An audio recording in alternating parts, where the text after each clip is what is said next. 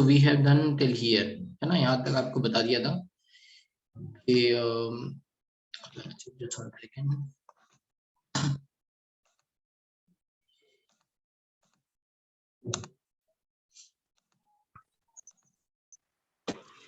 Good afternoon, good afternoon. Good afternoon, sir.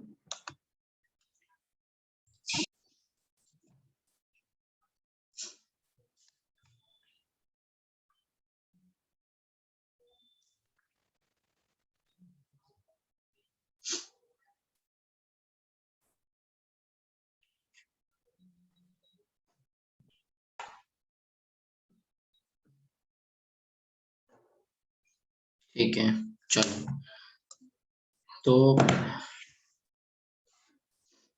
We have seen till here कि ionisation energy में pattern कैसे आता है, और मतलब फर्स्ट आयनाइजेशन एनर्जी के बीच का जो डिफरेंस है वो ज्यादा नहीं है, और सेकंड और थर्ड आयनाइजेशन एनर्जी के बीच का डिफरेंस रिलेटिवली हायर है।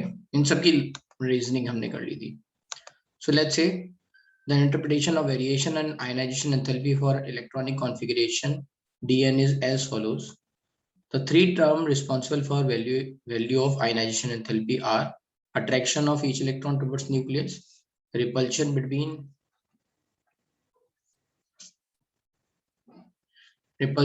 electrons, and the exchange energy. So they are saying कि आयनाइजेशन एनर्जी है, तो इसका मतलब ये है, ई फैक्टर का मतलब इतना है, एक तो आप बोल सकते हो z effective which is nothing but z minus sigma.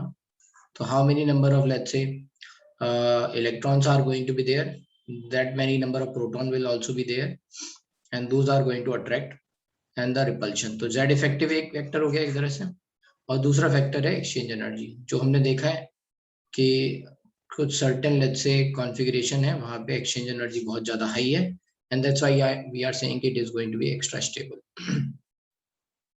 लिखा हुआ exchange energy is responsible for stabilization of energy state। Exchange energy is approximately proportional to total number of possible pair of parallel spin in the degenerated orbitals।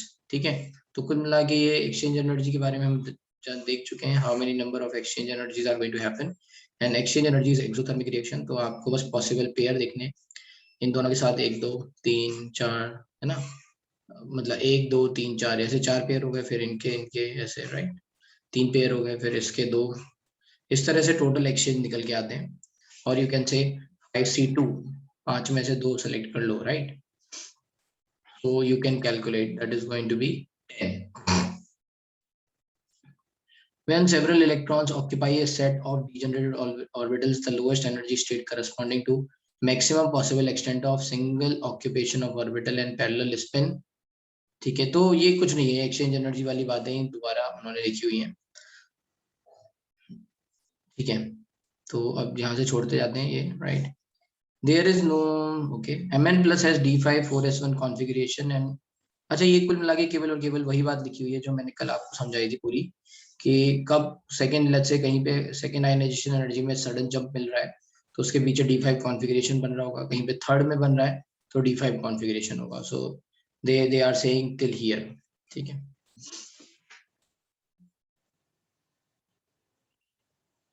we are skipping that part।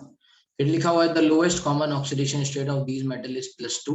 तो generally अगर आप देखोगे तो पूछा जाता है which of the following is most common oxidation state for D, let's say, or D series, है ना, 3D series। तो जनरली वहां पे आता है +2, +2 is the most common oxidation state। ठीक है, lowest common oxidation of these metal is +2, +3 भी होता है, बट +2 थोड़ा ज्यादा कॉमन दिखता है। जैसे अगर आप देखोगे तो Cu के लिए +2 मिल जाएगा, निकल के लिए +2 मिल जाएगा, राइट, इनके लिए कोबाल्ट के लिए भी +2 है, फिर आयरन के लिए +2 है, Mn के लिए भी +2 है ना, Mn 2+ में मिलेगा, और क्रोमियम जनरली 2+ में नहीं मिलता है। ठीक है, वेनेडियम 2+ में मिल जाता है। ठीक है, सो हाँ, क्रोमियम जो है उसका 3+ आता है, राइट, क्रोमियम का 3+ आता है। क्रोमियम 3+ में नहीं देखा होगा आपने, जनरली 3+ में देखा होगा, 2+ में नहीं देखा होगा, राइट। 3+ में कौन कौन दिख जाते हैं, जैसे कोबाल्ट 3+ में भी आपको ने देख लिया होगा, Mn भी 3+ में दिख जाएगा। जनरली Mn 4+ में ज्यादा दिखता है, 3+ में कम दिखता है। ठीक है, उसके पीछे भी हमने रीजन पढ़ लिया था, राइट। Mn3+ और 2+, क्रोमियम 2+ के लिए रीजन कल पढ़ा हुआ था, राइट। इसलिए ज्यादा दिखते नहीं है। Mn आपको 4+ में दिखेगा जनरली, और फिर 6+ या 7+ में दिखेगा, तो ऐसा है। तो 3+ थोड़ा सा लेस कॉमन है इन कंपैरिजन टू 2+। वेनेडियम भी मिल जाएगा, फिर टाइटेनियम का भी 2+ मिलता है, स्कैंडियम का 3+ मिलता है ज्यादा, इसका 2+ नहीं मिलता है। Anyway, so the lowest common oxidation state of these metal is +2. To form M2+ ion from gaseous state, the sum of first and second ionization enthalpy is required in addition to enthalpy of atomization. तो ये कह रहे हैं कि देखो भाई, अगर आपको 2+ बनाना है तो आपको पहले एटमाइजेशन देना पड़ेगा और फिर आयनाइजेशन एनर्जी देनी पड़ेगी, फर्स्ट एंड सेकेंड।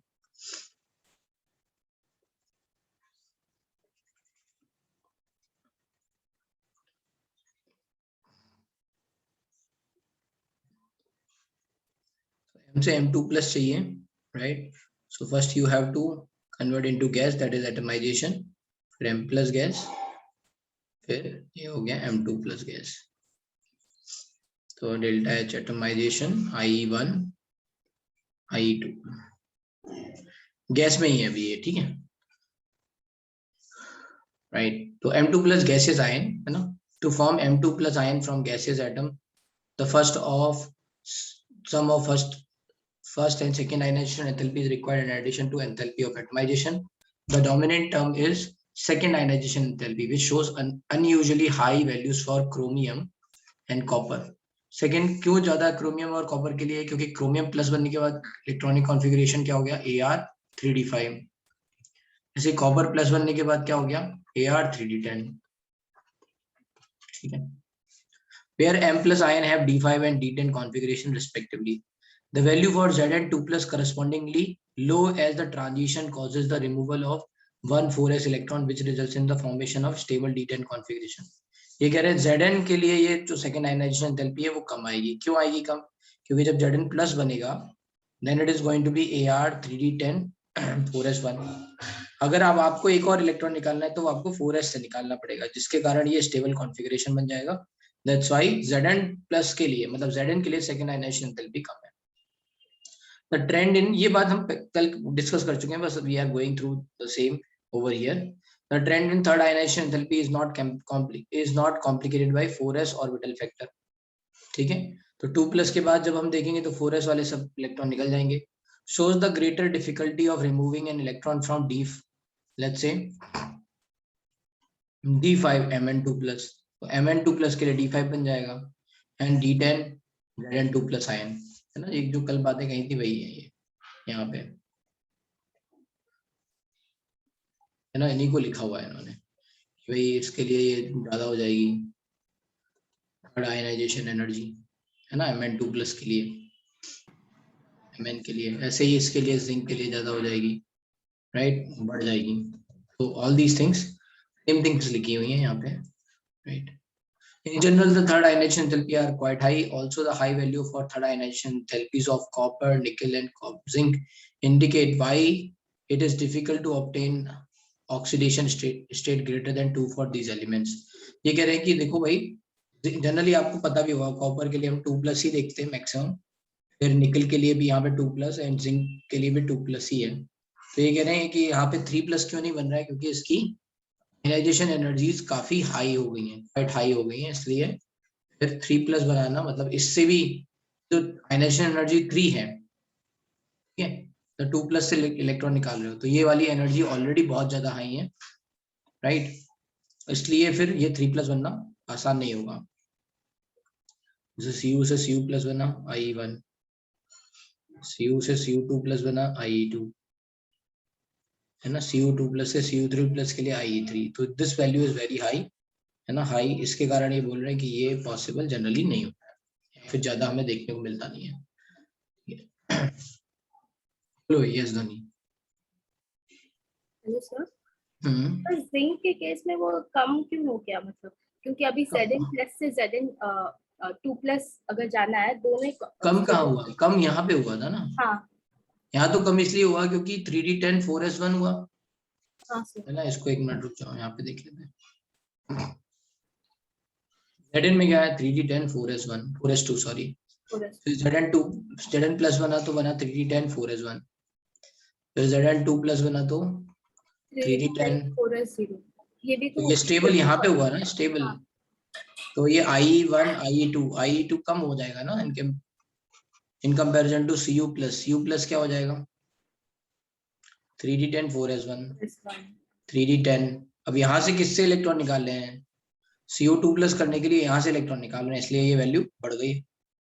इसकी i2 वैल्यू बढ़ गई क्योंकि 3d10 से इलेक्ट्रॉन निकाल रहे हैं, और इसकी i2 वैल्यू कम आई है क्योंकि यहाँ 3d10 बन जा रहा है, स्टेबल कॉन्फ़िगरेशन बन जा रहा है, ओके सर, एंड समझा। रिमूवल ऑफ इलेक्ट्रॉन 4s से हो रहा है। तो पर तब भी तो ज्यादा नहीं होना चाहिए क्योंकि वो स्टेबल है ना, हाफ फिल्ड ऑर्बिटल है। तो अब इससे निकालेंगे तब ज्यादा हो गया, ये तो बन रहा है ना, Zn this plus is form. हाँ Zn प्लस से Zn2 प्लस बन रहा है, तो 4s1 से ले रहे हैं ना सर, तो हम्म ऑलरेडी हाफ फिल्ड ऑर्बिटल है, तो उधर से लेना मतलब ज्यादा एनर्जी देना पड़ेगा ना हमें, तो ऐसा बोल रही हाफ फील्ड है तो स्टेबल वो भी रहेगा। नहीं नहीं, अरे भाई 4s में तो हमेशा आइदर हाफ फील्ड और फुल्ली फील्ड हमेशा ही रहेगा ना, हाँ हाँ एस में तो फिर इतना मतलब वो नहीं देखते हैं, एस के केस में ज्यादा ज्यादा इम्पैक्ट नहीं आता है, either it is going to be half filled और fully field.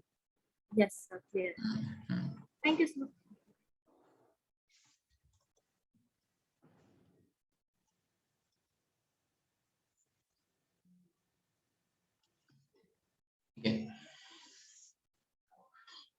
Nickel, copper, nickel, zinc indicate why it is difficult to obtain oxidation state greater than 2 for these elements. ठीक है, right? Although ionization enthalpy gives some guidance concerning the relative stability of oxidation state, this problem is very complex, not unable to, amenable to, लिखा हुआ है,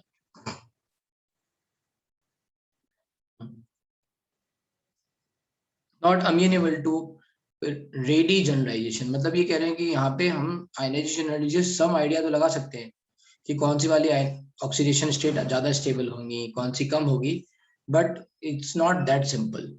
ठीक है, क्यों, क्योंकि उसमें हाइड्रेशन वाला कॉन्सेप्ट भी आ जाएगा, केवल गैसेस आयन बनना ही नहीं है ना, अगर पानी में बन रहे हैं, राइट, तो व्हाट विल हैपन, उसमें हाइड्रेशन वाला फैक्टर भी आएगा। ठीक है, तो over here we are saying कि देखो यहाँ पे आसानी से नहीं बता सकते, और इन्होंने एक चार्ट दे रखा है जिसको तुम थोड़ा सा लर्न कर लो कि कौन कौन सी ऑक्सीडेशन स्टेट ज्यादा स्टेबल हैं।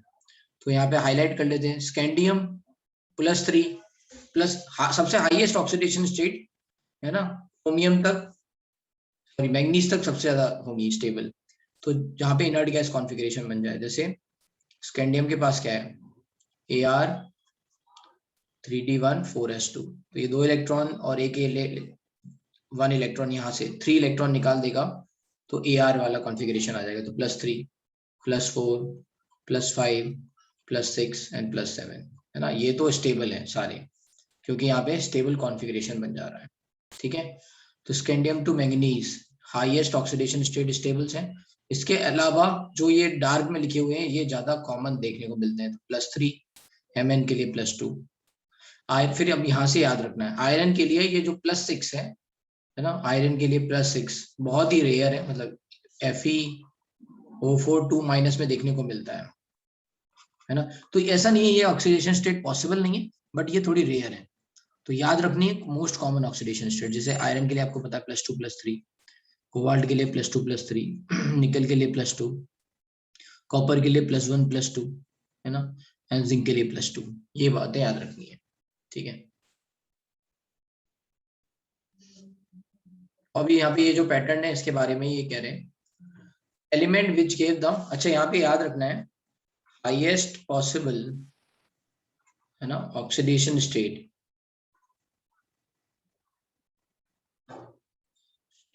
For 3D series is +7 by Mn। ठीक है, and highest possible oxidation state for D series, any D series और D ब्लॉक इज +8, है ना, बाई ऑस्मियम, आपने सबने पढ़ा है OSO4 ना, OSO4 ऑर्गेनिक में देखा होगा, तो +8। ठीक है, याद रखोगे। हेलो, ठीक है। तो the element which gave the greatest number of oxidation state occur in near और middle of the series. Manganese, for example, exhibit all the oxidation state from +2 to +7. The lesser number of oxidation state at the extreme end stems from either too few electrons to lose or share, है ना, ये scandium titanium, or too many d electrons, hence fewer orbitals available in which to share electrons with others. क्या मतलब है इनका कहने का कि भाई स्कैंडियम और टाइटेनियम के पास तो बहुत ही कम इलेक्ट्रॉन है, D1 4s2 3d2 4s2, तो टू फ्यू इलेक्ट्रॉन्स हैं। और जिंक और लेट्स से हम कॉपर की बात करें तो उनके पास सारे डी ऑर्बिटल फिल हो चुके हैं, तो बहुत ही टू फ्यू ऑर्बिटल्स हैं जो अवेलेबल है फॉर्मेशन ऑफ बॉन्ड्स के लिए, ठीक है। तो वैलेंस बॉन्ड थ्योरी में हम ऐसे करते थे ना कि भाई इलेक्ट्रॉन्स शेयर करेंगे तो orbitals are going to let's say participate, this unpaired electrons are going to participate in bond formation, right. तो हाफ फिल्ड और लेट्स से सब ऑर्बिटल्स बहुत कम है, इस तरह से बोल रहे हैं। Too many electrons hence fewer orbitals available which to share electrons with other. Sharing of electron कहाँ पे होती है? जहाँ पे नंबर ऑफ अनपेयर्ड इलेक्ट्रॉन जितने ज्यादा होते हैं इतने ज्यादा शेयर होते हैं, ठीक है। ये हम पी ब्लॉक में भी देख चुके हैं। जैसे पी ब्लॉक में हम देखते थे लेट्स से क्लोरीन के लिए, तो क्लोरीन के लिए बोलते थे कि नॉर्मली अगर देखा जाए तो नियॉन 3s2 3p5 केवल एक ही अनपेयर्ड इलेक्ट्रॉन है जो कि यहाँ पे शेयर करेगा। फिर एक्साइटेड स्टेट में लेके जाते थे तो नंबर ऑफ अनपेयर्ड इलेक्ट्रॉन बढ़ते जाते थे, तो वी विल से कि ये ज्यादा शेयर कर रहेगा। इस तरह से भी समझ सकते हैं कि too fewer orbitals available which to share electrons with other for higher valency copper and higher valence copper and Zn, ठीक है। Thus early in the series scandium is virtually unknown. तो scandium के लिए +2 जनरली नहीं exist होता है, virtually unknown. And titanium 4+4 is more stable than titanium 3 and titanium 2. तो ये कह रहे हैं कि देखो इसके लिए +3 देखने को मिलेगा और +2 नहीं देखने को मिलेगा, इसके लिए +4 which is more stable comparison to +3 and +2. At the other end, the only oxidation state of zinc is +2. तो Zn के लिए +2 याद रखना है. No d electrons are involved. The maximum oxidation state of reasonable stability corresponding in value to the sum of s and d electrons up to manganese. तो ये बोल रहे हैं कि मैक्सिमम ऑक्सीडेशन स्टेट जो मिलेगी आपको वो कहाँ तक मिलेगी? Sum of s orbital s electrons and d electrons के बराबर कहाँ तक मिलेगी? अप टू मैग्नीज तक मिलेगी। तो देख रहे हैं हम इसमें 3 इलेक्ट्रॉन है तो +3 तक, टाइटेनियम में 3d2 4s2 है तो +4 तक, वेनेडियम में से 3d3 4s2 है तो +5 तक, है ना। इन सब इलेक्ट्रॉन के रिमूवल के बाद क्या मिलेगा? Stable configuration, inert gas configuration, इसलिए ये हाईएस्ट यहाँ तक मिल रहा है। इन्होंने एग्जांपल दिए कि कहाँ देखने को मिल रहा है, राइट। ऐसा टाइटेनियम के लिए +4 देखने को मिल रहा है TiO2 में, वेनेडियम के लिए ये BO2+ या फिर B2O5 में मिलता है देखने को, राइट, +5। क्रोमियम के लिए +6 आपको देखने को मिल रहा है CrO4 2- या फिर K2Cr2O7 में मिल जाएगा, ऐसे +7 KMnO4 में। Followed by a rather abrupt decrease in stability of higher oxidation state, so that the typical species to follow are iron की +2+3, कोबाल्ट की +2+3, निकल की +2, कॉपर की +1+2 एंड जिंक की +2। तो याद रहेगा ये आपको, ये ऑक्सीडेशन स्टेट याद रखनी है, इनकी कौन कौन सी स्टेबल है।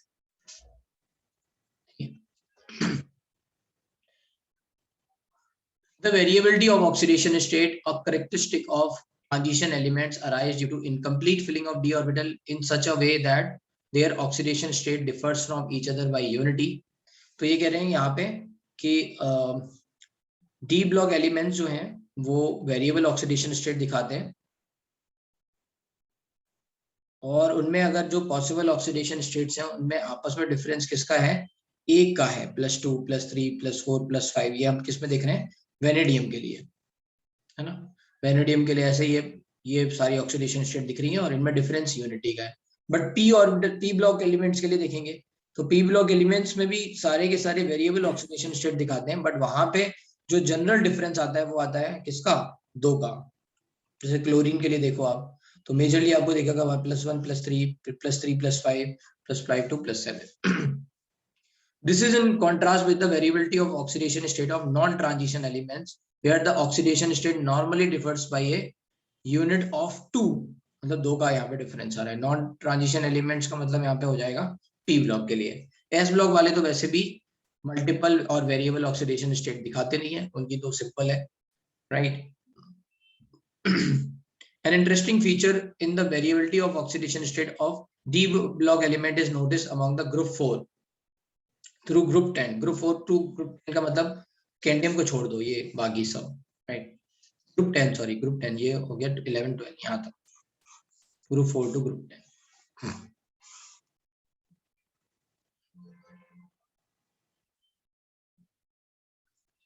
ग्रुप 10 ठीक है. तो ये कह रहे हैं कि जो ज्यादातर variable let's say oxidation state है वो कहां से कहां तक मिल रही है, ग्रुप 4 से ग्रुप 10 तक मिल रही है वेरिएबल, ठीक है. Interesting feature in the variability of variability of oxidation of D block element is noticed among the group 4 through 10. Although in the P block the lower oxidation state are favored by heavier member, है ना. ये कह रहे हैं कि P block element में lower oxidation state is favored by heavier member. जैसे हमने phosphorus का ले लें, phosphorus, arsenic, antimony, bismuth, तो इसके लिए +3 जो है वो ज्यादा स्टेबल रहती है, right, due to inert pair effect. The opposite is true in the group of D block elements. ठीक है. तो ये कह रहे हैं कि P block में तो heavier वाले जो है ना वो lower oxidation state दिखाते हैं, और D block में जो heavier oxidation state है वो heavier element दिखाते हैं, और you can say कि सॉरी उल्टा है, heavier element जो है वो higher oxidation state दिखाते हैं. टंगस्टन जैसे यहाँ पे क्रोमियम के लिए दे रखा है. फिर से देख लेते हैं क्या कह रहा हूँ मैं. They are saying कि P block में जनरली ये ट्रेंड है कि हायर ऑक्सीडेशन स्टेट जैसे फॉस्फोरस, आर्सेनिक, एंटीमनी, बिस्मथ, तो इसमें +3 +5 देखने को मिल रहा था, but here we are saying +3. तो हेवियर एलिमेंट जो है लोअर ऑक्सीडेशन स्टेट दिखा रहे हैं, और reason was inert pair effect. यहाँ पे उल्टा है, क्रोमियम, मोलिब्डेनम, टंगस्टन है ना, इसमें इसकी +3 और +6 तो है, बट इसके लिए +3 इज मोर स्टेबल.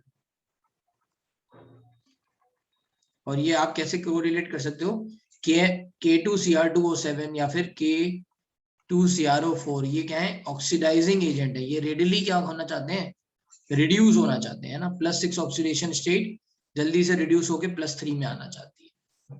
तो ये कह रहा है कि ये वाली इसके लिए क्रोमियम के लिए +3 ज्यादा स्टेबल है +6 से. तो यहाँ पे हैवियर एलिमेंट के लिए लोअर ऑक्सीडेशन स्टेट ज्यादा स्टेबल थी, यहाँ पे लाइटर एलिमेंट के लिए लोअर ऑक्सीडेशन ज्यादा stable. This is what they are trying to say in this language. ठीक है. For example, in group 6, molybdenum, tungsten are found to be more stable than chromium +6. Thus, chromium +6 in the form of dichromate in acidic medium is strong oxidizing agent, whereas MoO3 and WO3 are not. ठीक है. तो ये एक important point हो गया, ये याद रखना है. ठीक है.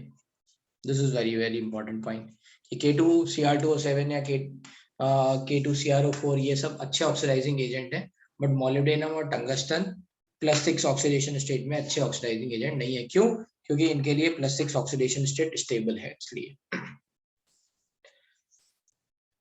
ठीक है. Low oxidation states are found when a complex compound has a ligand capable of pi acceptor character in the formation in the addition to sigma bonding.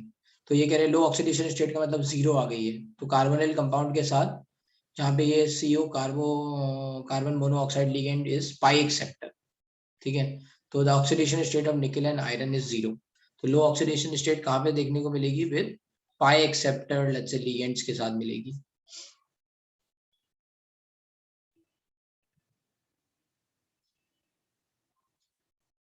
ठीक है. अब आ गया ये ट्रेंड इन M2+2 M है ना, स्टैंडर्ड इलेक्ट्रोड पोटेंशियल में. तो standard electrode potential एक बार फिर से देख लेते हैं, वैल्यूज यहाँ पे, राइट. ये M2+ से M. तो यहाँ पे आप देख सकते हो धीरे धीरे निगेटिव कैरेक्टर घटता जा रहा है, राइट. जिंक को छोड़ दो, बाकी ये ऑन द ग्रुप ये घटता जा रहा है. इसका मतलब क्या है कि मेटल जो है वो लेस रिएक्टिव होती जा रही है, राइट. अगर standard reduction potential less negative, या फिर आप बोल सकते हो कि बढ़ रहा है ना, लेस नेगेटिव हो रहा है इसका मतलब बढ़ रहा है. स्टैंडर्ड रिडक्शन पोटेंशियल बढ़ रहा है मतलब मेटल की रिड्यूस होने की प्रॉपर्टीज बढ़ रही है. मेटल की रिड्यूस होने की प्रॉपर्टी बढ़ रही है तो metal is not going to be good oxidizing good reducing agent, है ना, खुद रिड्यूस होगा, दूसरों को रिड्यूस नहीं करेगा। फिर से देख लेते हैं क्या कह रहा हूँ। रिडक्शन पोटेंशियल लेस नेगेटिव हो रहा है या फिर बढ़ रहा है, इसका मतलब क्या है कि रिडक्शन पोटेंशियल बढ़ने का मतलब यह है कि खुद रिड्यूस होने की टेंडेंसी बढ़ रही है और दूसरों को रिड्यूस करने की टेंडेंसी कम हो रही है। खुद रिड्यूस होने की टेंडेंसी बढ़ रही है और दूसरों को रिड्यूस होने की टेंडेंसी घट रही है, तो उसका मतलब ये अच्छा रिड्यूसिंग एजेंट नहीं रहेगा, इधर लेफ्ट टू राइट, है ना, इस तरह से। और अच्छा रिड्यूसिंग एजेंट का मतलब लेस रिएक्टिव हो जाएगा, लेस रिएक्टिव। चलो यही बात यहाँ समझते हैं। इसका भी मैंने तुम्हें थोड़ा आइडिया दे दिया था।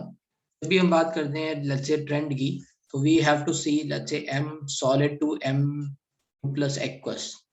So we have to see what are the energies are involved here: sublimation energy or atomization energy, then ionization energy, and then you have to see hydration energy, right? So here these are the, let's say, energies are involved over here.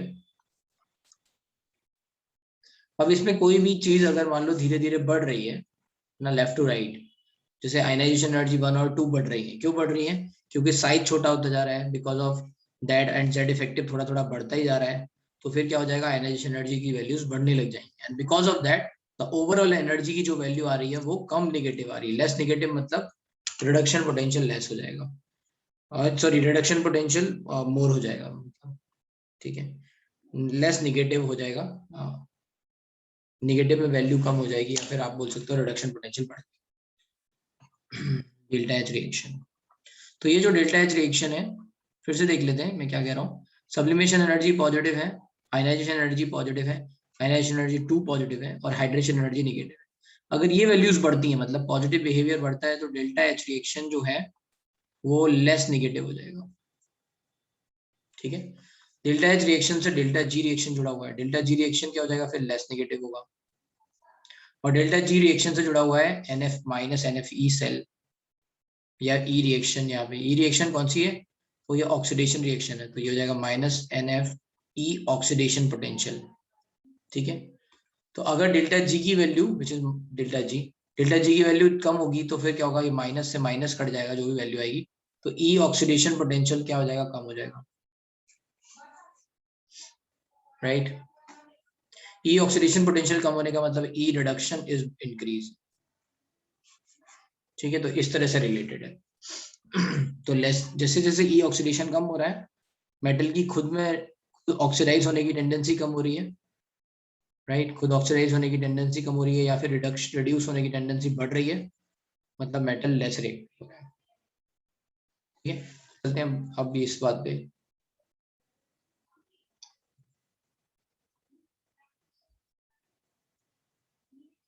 बस यही factor आपको देखने की, यहाँ पे कुछ कुछ जैसे एक्सेप्शंस मिलेंगे आपको, तो उसके कारण ही बस थोड़ा बहुत आइडिया आपको ध्यान रखना है। चलते हैं अभी आगे।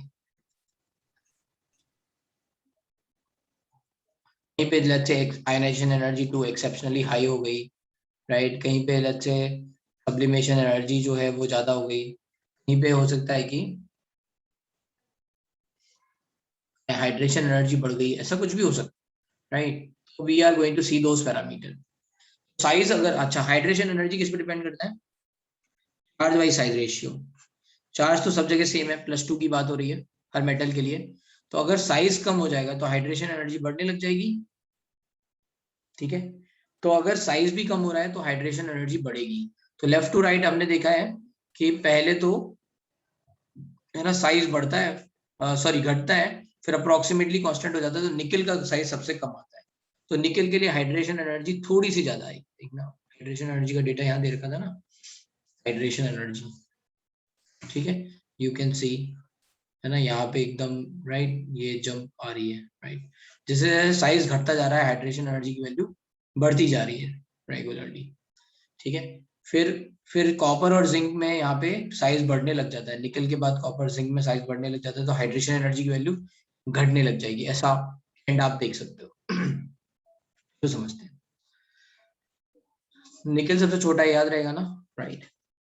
Contains the thermochemical parameter related to the transformation of solid metals into M2 plus ion in solution and their standard electrode potential, ठीक है, इसी की बात हो रही है, राइट, जो हमने ऊपर लिखा हुआ है।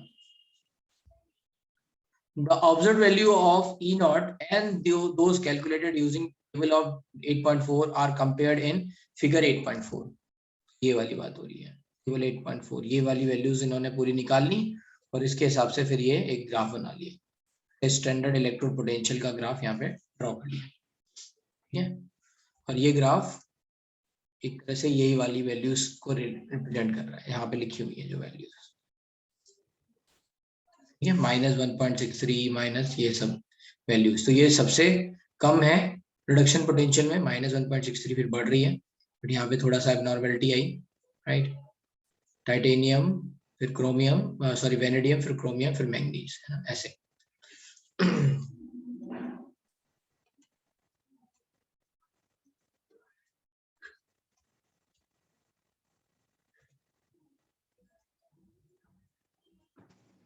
यूनिक, अच्छा इसमें चलते हैं। The unique behaviour of copper having a positive E naught value accounts for its inability to liberate H2 from acids। आपको ये पता ही है कि अगर हम देखेंगे electrochemical series, right, lithium to let's say hydrogen, तो उसमें ऑलमोस्ट सारे के सारे मेटल्स ऊपर आ जाते हैं। जो लेस रिएक्टिव मेटल्स आते हैं उनमें कॉपर है, Ag है, Hg है, ये सब मेटल्स हैं।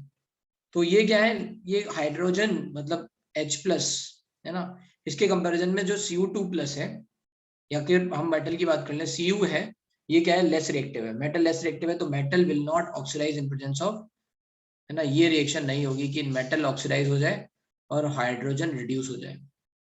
So that is what they are trying to say कि unique behaviour of copper having positive electrode potential, उसका इलेक्ट्रोड पोटेंशियल क्या है, पॉजिटिव 0.34, Cu2+ है Cu। So that's why the positive electrode potential copper is less reactive than hydrogen। क्यों, इसका reduction potential क्या है, 0 है ना, SHE स्टैंडर्ड हाइड्रोजन इलेक्ट्रोड, तो ये नीचे की तरफ है, तो copper is less reactive and that's why copper can not reduce H+ from acid. Only oxidizing acids, है ना, किनके साथ रिएक्शन हो सकती है कॉपर की, तो ये रिएक्शन यहाँ पे क्या बोलेंगे, no reaction, this is going to be no reaction. अगर कोई ऐसा एसिड है जहां पे एनायन जो है वो ऑक्सीडाइजिंग एजेंट है, तो ये ऑक्सीडाइज करके कॉपर को Cu2+ में लेके जाएगा, तो यहाँ रिएक्शन हो सकती है, not because of H+ but because of NO3-। तो यहाँ पे लिखा हुआ है the only oxidizing acid nitric acid hot concentrated sulphuric acid reacts with copper and the acid being reduced, acid is going to reduce and copper is going to oxidize। the high energy to transform copper to copper 2+ is not balanced by its hydration enthalpy and the general trend towards less negative E naught value। तो ये कह रहे हैं कि copper के case में क्या हो रहा है, कॉपर के केस में जो ये ओवरऑल वैल्यू आ रही है, ये पॉजिटिव वैल्यू, वो इस नेगेटिव से ज्यादा आ रही है, एंड इसी को बोल रहे हैं कि जो हाइड्रेशन एनर्जी है that can not compensate ionization energy. और इसका रीजन क्या हो गया कि IE2 एकदम से बहुत ज्यादा हाई आ गई, IE2 हाई आ गई ना, 3D10 4s1। ये बातें जो मैं बोल रहा हूँ कितने लोग समझ पा रहे हैं, आप बाउंस हो जा रहे हैं, बोल ले लेते हैं, they are able to understand. मैं बाउंस हो रहा है क्योंकि बार बार वही बात मैं बता चुका हूँ, ये सब बातें बस मैं जब पास ऑन हो रहा हूँ तो फिर मैं दोबारा से एक्सप्लेन कर रहा हूँ। Too many times explanation can confuse you. समझ में आ रहा है, देन से यस, बाउंस हो रहा है से नो।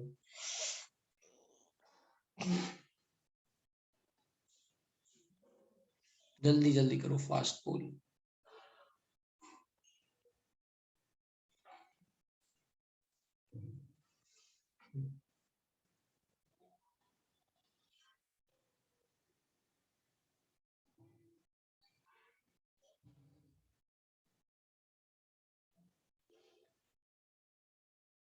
उनको नहीं समझ में आ रहा होगा जो क्लास अटेंड नहीं कर रहे हैं रेगुलरली, है ना, कल की क्लास अटेंड नहीं करिए तो नहीं आए।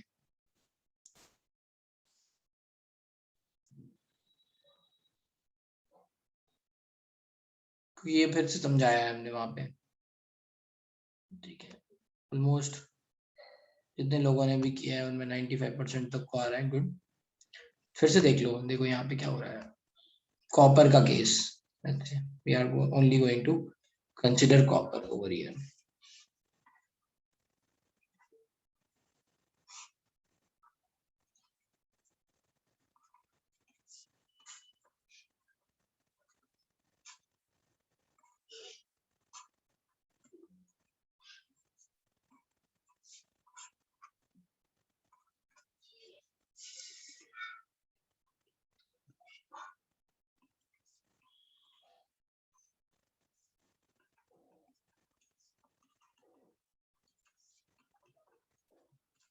सब्लिमेशन एनर्जी और एटमाइजेशन एनर्जी, ठीक है।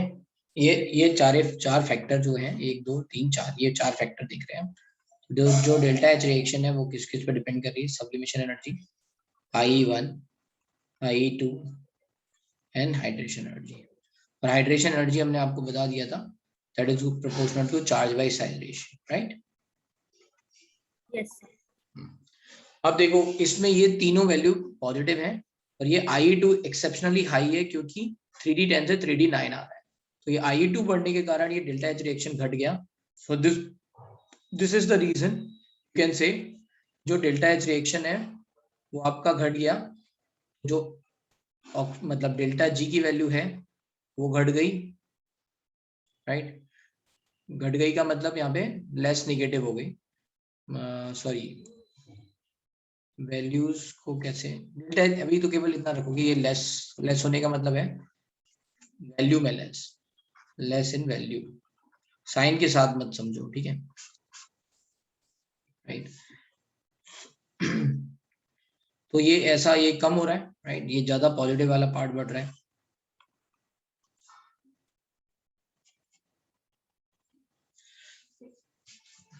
या फिर अगर हम लेट्स से इतना समझ में आ रहा है, ये पॉजिटिव वाला पार्ट बढ़ रहा है, ये नेगेटिव वाला पार्ट यहाँ पे है, तो इसको कंपनसेट नहीं कर पा रहा है, तो डेल्टा एच रिएक्शन की वैल्यू पॉजिटिव की तरफ आने लगी। चलो मैं इसको वैल्यू से ना रिलेट करके केवल नंबर लाइन से रिलेट कर ले रहा हूँ, नंबर लाइन तो जो जनरली विद साइन जो हम देखते हैं, राइट? नंबर लाइन में क्या होती है आपकी? नंबर लाइन है ना, ये नेगेटिव वाला एंड है, ये पॉजिटिव है। तो अब यहाँ पे डेल्टा एच रिएक्शन की वैल्यू किधर होगी, है ना, पॉजिटिव की तरफ शिफ्ट होगी, मतलब डेल्टा एच रिएक्शन बढ़ रहा है, इसको इस तरह समझ, है ना? इसको क्या समझ लो, ये पॉजिटिव वाला पार्ट बढ़ रहा है, मतलब ओवरऑल डेल्टा एच रिएक्शन की वैल्यू पॉजिटिव में बढ़ रही है, इधर नेगेटिव से पॉजिटिव की तरफ जा रही है, राइट? ठीक है, डेल्टा एच रिएक्शन की वैल्यू पॉजिटिव की तरफ जा रही है ना, and because of that delta G की जो रिएक्शन है वो भी बढ़ जाएगी। मैं विद साइन कंसिडर कर रहा हूँ, with sign, I am considering with sign, right? तो जो डेल्टा जी है वो भी क्या हो जाएगा, delta H minus T delta S, right? वो भी जैसे अगर ये डेल्टा एच की वैल्यू पॉजिटिव हो रही है, जो डेल्टा जी की वैल्यू है वो भी क्या होने लग जाएगी, बढ़ने लग जाएगी, है ना, started to increase. Delta G क्या है, माइनस NFE ऑक्सीडेशन, जी की वैल्यू बढ़ी तो ई की वैल्यू घटने लग गई और ई रिडक्शन बढ़ने लग गया। तो ये लिख लो एक बार फिर से। तो यहाँ पे यही हो रहा है कि जो रिडक्शन पोटेंशियल है वो पॉजिटिव में आ जा रहा है, बढ़ रहा है। अभी क्लियर हो रहा है ये बात, ठीक है, ट्रेंड में आ गया ये, राइट? बस तो यहाँ पे इसका रीजन यही है कि IE2 बढ़ गया, या फिर आप कह सकते हो कि ये जो हाइड्रेशन एनर्जी है इसको कंपनसेट नहीं कर पा रही, इसलिए रिडक्शन पोटेंशियल पॉजिटिव में आ रहा है। Not balanced by hydration enthalpy. The general trend towards less negative E naught value across series is related to general increase in the sum of first and second ionization enthalpy. अब ये कह रहे हैं कि अगर हम लेफ्ट टू राइट जाएंगे तो लेफ्ट टू राइट आपको पता है कि आयनाइजेशन एनर्जी थोड़ी थोड़ी बढ़ रही है, तो डेल्टा एच रिएक्शन बढ़ेगा और ये रिडक्शन पोटेंशियल जो है वो बढ़ता जाएगा। That's why they are saying कि ये रिडक्शन पोटेंशियल बढ़ रहा है। एक आइडिया लोगे तो ये यहाँ से स्टार्ट हुआ था और ये ऐसे बढ़ रहा है ना। It is interesting to note that the value for E naught for Mn, nickel and zinc are more negative than the expected from the trend. तो ये more negative कैसे आ गई, है ना? Why this is happening? तो ionization energy of zinc 2 plus कम होती है, ये वैल्यू कम होती है, इसी तरह से Mn के लिए ये वैल्यू कम होती है, ठीक है? तो दो बातें, ये इसका रीजन क्या है, ये बात जो स्टेटमेंट लिखा हुआ है Mn जिंक और निकल के लिए, तो Mn के लिए इलेक्ट्रॉनिक कॉन्फ़िगरेशन है 3d5 4s2, जब Mn प्लस की बात करेंगे तो 3d5 4s1, तो जब प्लस से +2 बन रहा है, राइट, है ना, ये IE2, तो इलेक्ट्रॉन निकल रहा है 4s से और स्टेबल कॉन्फ़िगरेशन बना दे रहा है 3d5, तो जो IE2 की वैल्यू है वो थोड़ी कम हो गई, ये वैल्यू कम होने के कारण डेल्टा एच रिएक्शन की वैल्यू कम हो गई and that's why it is going to be more negative and the same thing for zinc. Nickel के लिए रीजन ये है कि उसका हाइड्रेशन एनर्जी ज्यादा होता है बिकॉज ऑफ स्मॉल साइज, सबसे स्मॉलेस्ट होता है इसलिए उसका हाइड्रेशन एनर्जी ज्यादा है। तो जो ई नॉट की वैल्यूज हैं उनमें जो एक्सेप्शंस आ रहे हैं, है ना, उसके रीजन क्या हो गए, IE2 values M N not zinc के केस में और निकल के केस में हाइड्रेशन एनर्जी। ठीक है, तो यहाँ देख लो ये है ना डिक्रीज हो रहा है, बट यहाँ पे एकदम ये राइट -1.18 आ गया। फिर ऐसे ही राइट निकल के केस में मतलब और गिरना चाहिए था तो उतना नहीं गिरा, राइट ये वैल्यूज आई। और जिंक में तो बढ़ गया, ये दिख रहा है, राइट।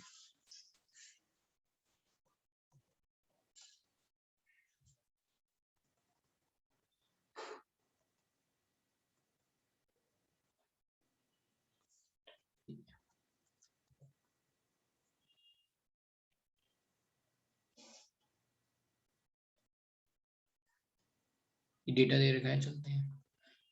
अब यहाँ पे रीजन भी दे रखा है, stability of half filled D subshell in Mn2+ and the completely filled D10 configuration Zn2+ are related to E naught values, whereas E naught for nickel is related to highest negative hydration enthalpy, है ना, hydration enthalpy की value ज्यादा आने के कारण हो रहा है। अब बात आ रही है trend in Mn3+ to Mn2+, इसको कैसे देखेंगे, राइट। तो इसमें जो ट्रेंड होगा वो चेंज कहाँ पे होगा, यहाँ पे स्टेबल कॉन्फ़िगरेशन आ रहा है, जैसे फिर से देखते हैं वही ट्रेंड वैल्यूज, राइट। अभी ये देखो इसके कंपैरिजन में ये वैल्यूज थोड़ी थोड़ी कम होने लग गई, क्यों, क्योंकि अब 3+ बनाना है तो IE3 भी कंसिडरेशन में आ जाएगा जो कि काफी हाई है, इसलिए ये थोड़ी थोड़ी कम होने लग गई। और कहीं कहीं पे ये वैल्यू एकदम से पॉजिटिव में, ज्यादा सी पॉजिटिव में पहुंच गई, है ना। तो ये इसके पीछे रीजन क्या था कि इसके लिए IE3 वैल्यू एकदम से सडनली और शूट अप हो गई, जितनी एक्सपेक्टेड थी उससे काफी ज्यादा आई, इसलिए। तो ये रीजन है यहाँ पे, है ना, Mn के लिए, कोबाल्ट के लिए, राइट, ये बातें हम देखेंगे, तो यही रीजन है।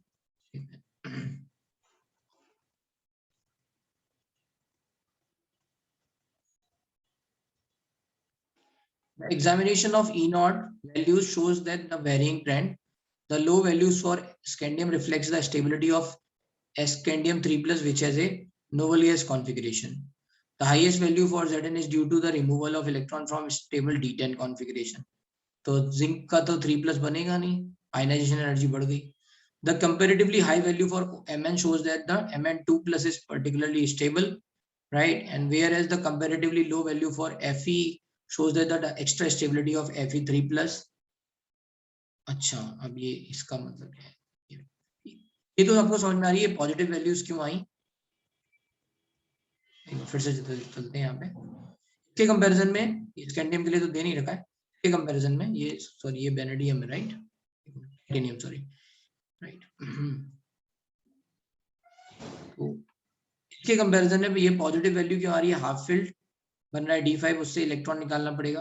यहाँ पे इन्होंने जिंक का भी नहीं दे रखा है, तो जिंक के केस में भी ऐसा ही होगा कि काफी पॉजिटिव हो जाएगा।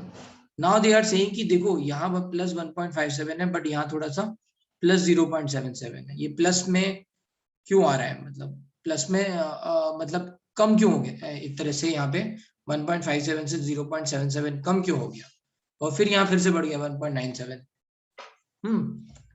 So why this is happening, ऐसा क्यों हो रहा है, ठीक है, ये ऐसा बोल रहे हैं। तो जब हम Fe3+ की बात करेंगे, राइट, तो Fe3+ में क्या हो जाएगा, Fe3+ Fe2+ से, है ना, Fe2+ से Fe3+।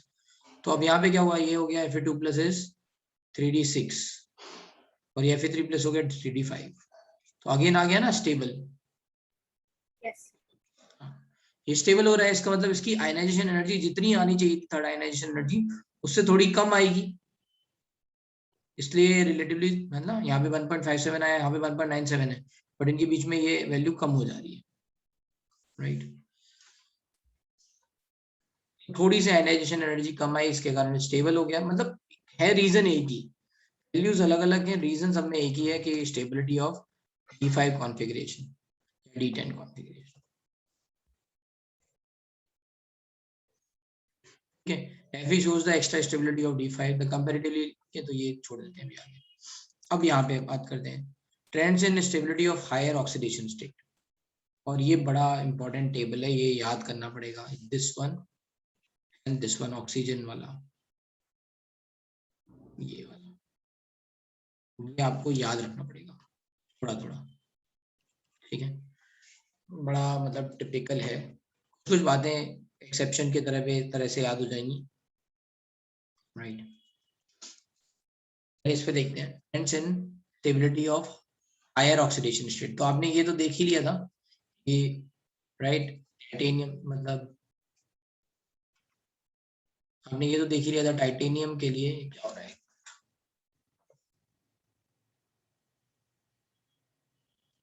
टाइटेनियम के लिए +4 ऑक्सीडेशन स्टेट मिल रहा है, वेनेडियम के लिए +5 तक मिल जाता है, क्रोमियम के लिए +6, Mn के लिए +7, ठीक है, यहाँ तक मिल जाता है। और फिर यहाँ पे +2 +3 राइट, ये सब मिल जाते हैं। अच्छा एक और बात, जैसे कहीं पे ऐसा लिखा हुआ है Fe2+ and F2 and is forming Fe3+ and F-, let's say, right। और कहीं पे ऐसा लिखा हुआ है let's say Fe2+, I2, Fe3+, I-, मान लो ये रिएक्शन लिखी हुई है, ठीक है। कौन सी वाली रिएक्शन होने की ज्यादा प्रोबेबिलिटी है, इसकी या इसकी? फर्स्ट वाले की। क्यों?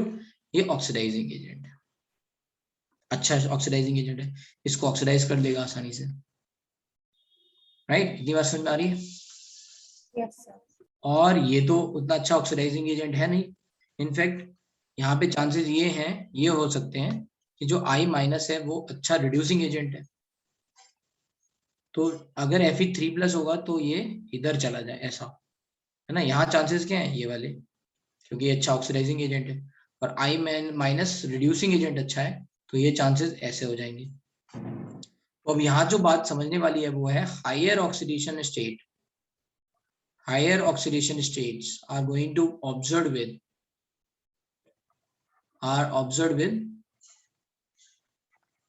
with fluorine,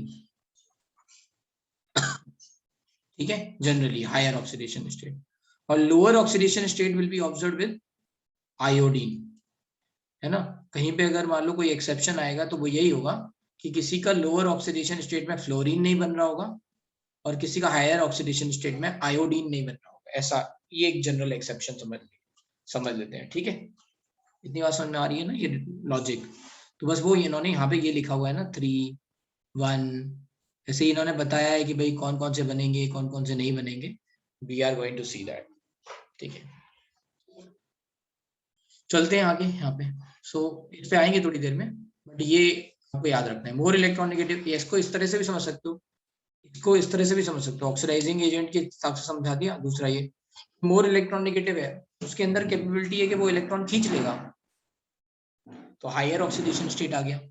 मोर इलेक्ट्रॉनिगेटिव है fluorine, that has a capability to let's say pull the electron, तो फिर क्या होगा, है ना, pull the electrons to form bonds, तो ज्यादा हायर ऑक्सीडेशन स्टेट आ गया फ्लोरीन के साथ। आयोडीन के अंदर वो कैपेबिलिटी है नहीं, तो आयोडीन के साथ क्या होगा, लोअर ऑक्सीडेशन स्टेट होंगे।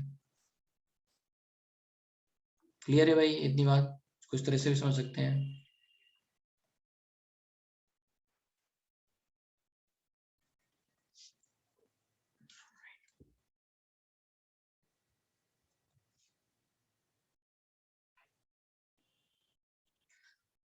The table 8.5 shows that stable halides of 3D series of transition metals, तो ये stable halides बता रहे हैं।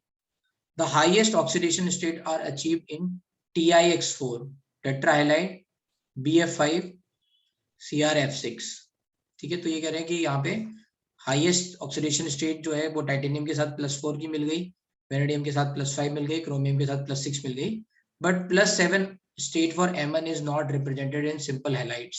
बताओ भाई, +7 जो है वो यहाँ पे Mn के साथ नहीं मिल रही है, मतलब MnF7 नहीं मिल रहा है, बताएगा रीजन क्यों? And this is not forming, CrF6 मिल रहा है बट MnF7 नहीं मिल रहा है। सर मे भी फ्लोरीन के लिए रिक्वायरमेंट सिर्फ एक इलेक्ट्रॉन की है, 7 इलेक्ट्रॉन्स, मतलब उसके पास 3 ऑर्बिटल नहीं है एक्सपांड करने के लिए। नहीं, वो ऑक्सीजन के साथ मिलता है ना, Mn के MnO4 में आपने देखा है ऑक्सीजन के साथ मिलता है +7। Yes sir. तो रीजन है क्राउडिंग। और आपको बताया भी था मैंने कि ऑक्टाहेड्रल ज्योमेट्री तक स्टेबिलिटी आ जाती है। 7 वाला तो क्या बन जाएगा, sp3d3 टाइप हो जाएगा, राइट। तो Mn के चारों तरफ क्या होंगे, 7, है ना, साइज के कारण, है ना, 7 हो जाएंगे, तो फिर वो नहीं होगा, इसलिए, है ना, Mn के साथ +7 ऑक्सीडेशन स्टेट देखने को नहीं मिलता है।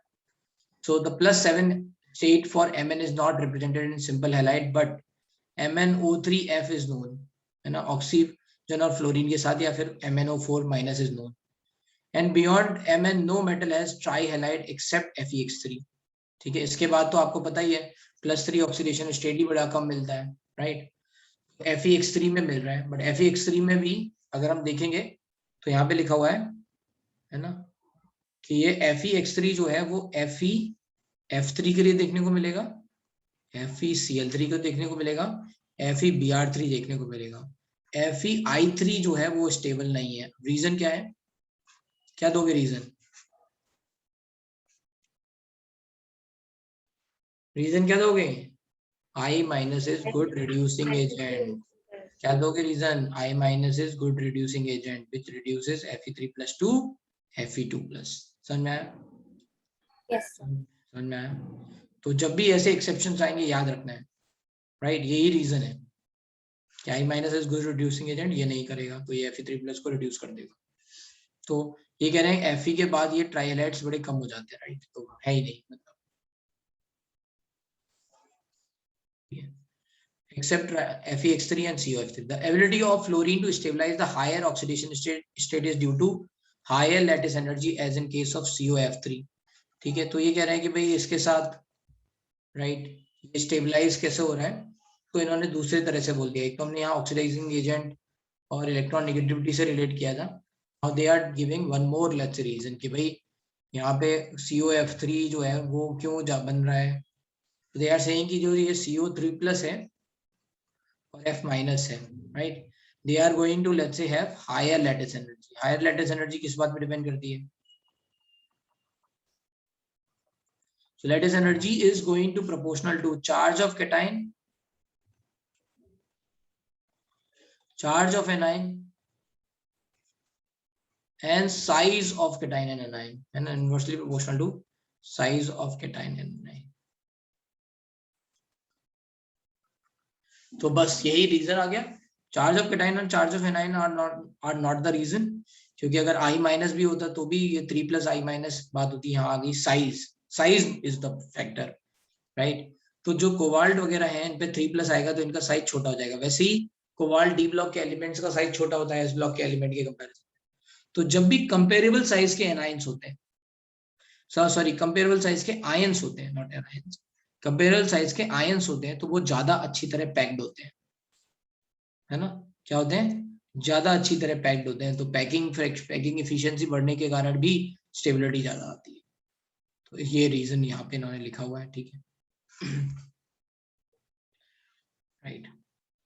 और हायर बॉन्ड, है ना, एंथैल्पी, सॉरी, और higher bond enthalpy terms for the higher covalent compounds. इसका मतलब क्या है?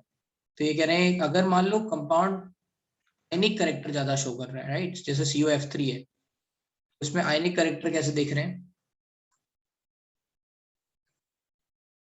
आयनिक कैरेक्टर में आपको याद होगा कि हमने आयनिक कैरेक्टर कैसे देखा था, राइट। तो जब कंपाउंड्स देखते थे तो उसमें देखते थे हम कि वो जो कंपाउंड है उस पर चार्ज कितना है, ज्यादा चार्ज बढ़ता जाएगा, लाइक, तो वो मोर कोवेलेंट की तरफ शिफ्ट होता जाएगा। सिमिलरली आयन का, लेट्स से, रेडियस कितना है एनायन का, अगर रेडियस का एनायन का रेडियस बढ़ेगा तो भी कोवेलेंट कैरेक्टर ज्यादा बढ़ता जाएगा। तो कंपैरिजन टू लेट्स से COF3 and vanadium, let's say F5, right, vanadium is +5। तो कह रहे हैं अगर मान लो कंपाउंड आयनिक है तो हम लैटिस एनर्जी से एक्सप्लेन करेंगे कि उसकी हायर लैटिस एनर्जी है, और अगर कंपाउंड कोवेलेंट दिखा रहा है तो कोवेलेंट कैरेक्टर से बताएंगे। तो हम बोलेंगे कि भाई ज्यादा स्टेबल है, इसका मतलब क्या है? इसके बॉन्ड स्ट्रॉन्गर है, right. So this is that's how they have given the reason over here. ठीक है। तो अगर कंपाउंड आयनिक है तो हमने बोला हायर लैटिस एनर्जी, और कंपाउंड जो है वो आपका कोवेलेंट है तो बोल दिया higher let's say bond energy, ठीक है, तो हायर एंथैल्पी बॉन्ड एंथैल्पी।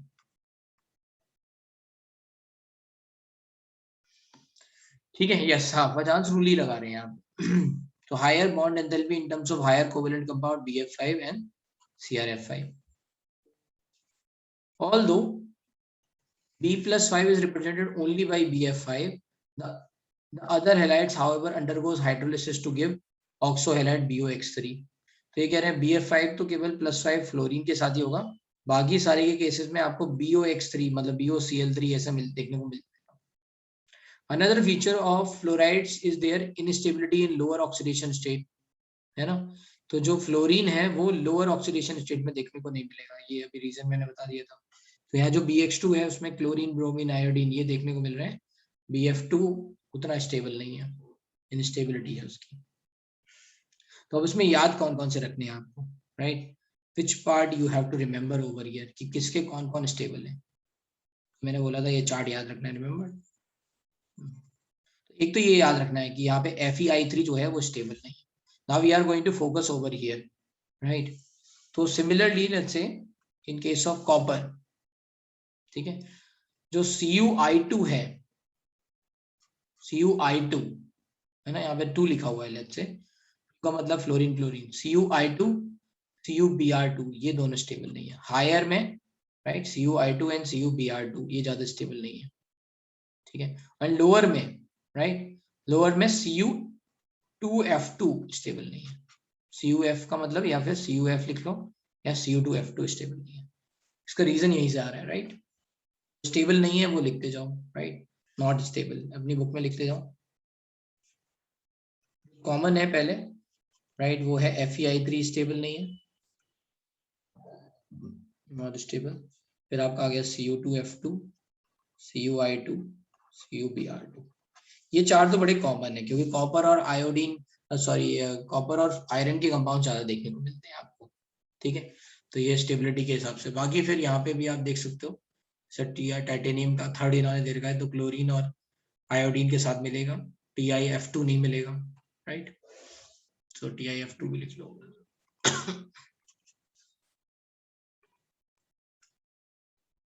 बाकी ये लॉजिक आप समझ ही गए होंगे, है ना। तो कभी भी ऐसा इन जनरल क्वेश्चन पूछा जाएगा तो आप बता दोगे कि भाई फ्लोरीन गुड ऑक्सीडाइजिंग एजेंट है तो हायर ऑक्सीडेशन स्टेट में देखने को मिलेगा, और आयोडीन में I- रिड्यूसिंग एजेंट है तो ये लोअर ऑक्सीडेशन स्टेट में देखने को मिलेगा।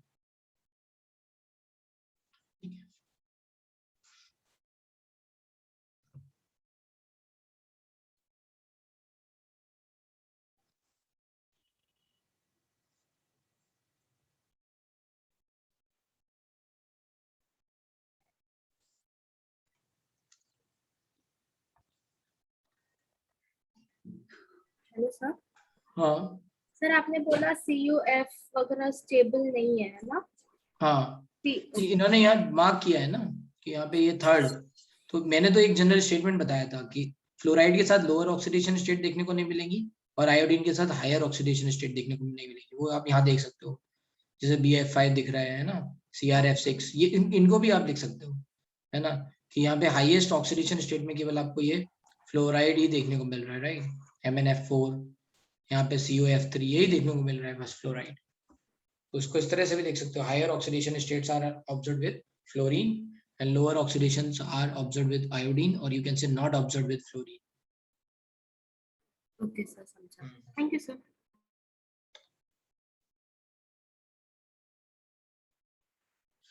And the same applies to CuX, अब यहाँ पे इन्होंने एक्सप्लेन किया है, ये भी बहुत इंपॉर्टेंट पॉइंट है। So the same applies to CuX. On the other hand, all Cu2 halides are known except the iodide, right? ये कह रहे हैं Cu(I2) जो है वो बिल्कुल बनता ही नहीं है। In this case, Cu2 plus oxidizes I- to I2। तो ये आपने रिएक्शन आइडोमेट्री में पढ़ी हुई है, Cu2 plus की Ki से रिएक्शन कराते हैं, क्या होता है, Cu जो है I- को ऑक्सीडाइज करके खुद तो +1 में चला जाता है, राइट, सो Cu2 I2 बना लेगा और ये I2 को ऑक्सीडाइज कर देगा, राइट, आइडोमेट्री में ऑक्सीडाइजिंग एजेंट Ki से रिएक्शन होगी आयोडीन रिलीज होगा, जिसको हाइपो पे ऑब्जर्व कर लेंगे कि भाई कितना रिलीज हुआ, ठीक है। However, many copper first compounds are unstable in aqueous solution, undergoes disproportionation, ठीक है।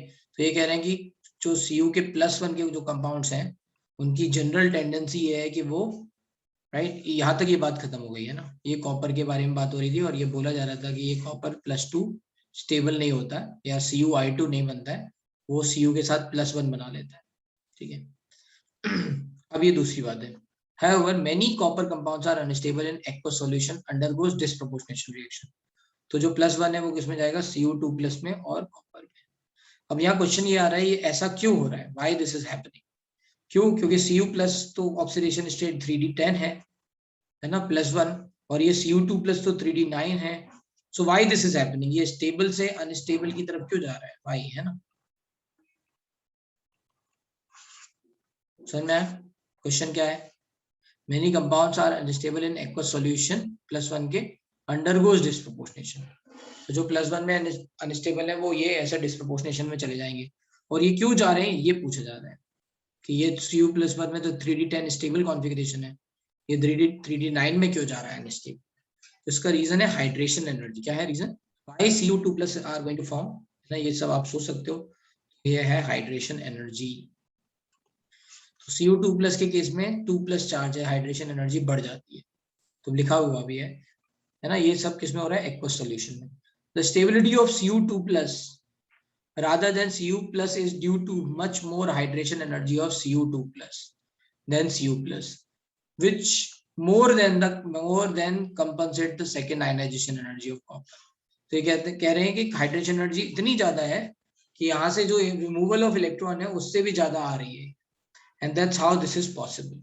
याद रहेगा ये रीजन भी इंपॉर्टेंट है ना, कभी पूछ लिया जाएगा कि अगर वाओ बताओ कॉपर +1 में डिस्प्रोपोर्शनेट क्यों होता है, तो रीजन है हाइड्रेशन एनर्जी, ठीक है। अब यहाँ ले रहे हैं 10 मिनट का ब्रेक, ब्रेक के बाद पढ़ाएंगे, ठीक है। यहाँ तक कोई डाउट तो पूछ लो, ठीक है, 10 मिनट के बाद मिलते हैं। अभी 1:15 होने वाला है, 2:25 में मिलेंगे।